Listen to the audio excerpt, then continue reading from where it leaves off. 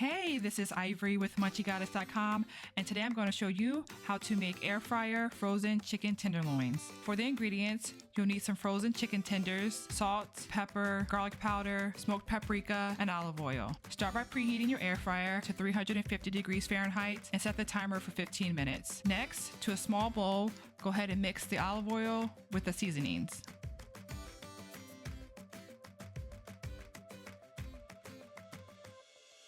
Brush the frozen chicken tenders with the olive oil mixture.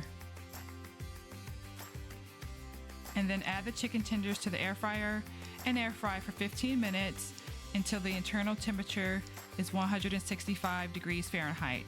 Be sure to flip them halfway through.